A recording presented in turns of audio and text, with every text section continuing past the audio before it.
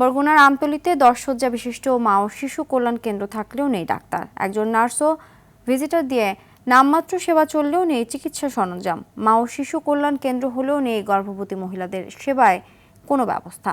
ফলে সেবা নিতে এসে ভোগান্তিতে পড়ছেন রোগী ও স্বজনরা।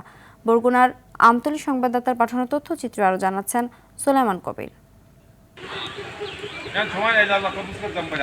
মা ও শিশুদের স্বাস্থ্যসেবা নিশ্চিতে 2022 সালে বরগুনার আমতলী উপজেলার গুলিশাখালী ইউনিয়নে উদ্বোধন করা হয় 10 শয্যা বিশিষ্ট সরকারি মা ও শিশু কল্যাণ কেন্দ্র।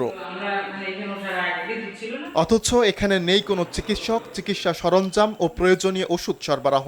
এছাড়া প্রহরী না থাকায় কেন্দ্রটিতে প্রায় চুরি হচ্ছে বিভিন্ন সামগ্রী। প্রতিষ্ঠানটিতে ল্যাব টেকনিশিয়ান থাকলেও নেই বিদ্যুৎ সংযোগ ও যন্ত্রপাতি, তাই শুধুমাত্র আসা যাওয়াতেই সীমাবদ্ধ থাকেন তারা।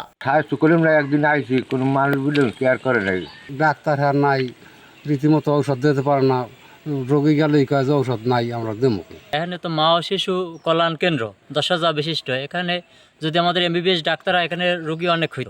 যদিও শীঘ্রই চিকিৎসকের পাশাপাশি অন্যান্য সংকট দূর করে প্রতিষ্ঠানটি পরিপূর্ণ স্বাস্থ্যসেবা কেন্দ্র হিসেবে গড়ে তোলার আশ্বাস দিয়েছে জেলা পরিবার পরিকল্পনা বিভাগ।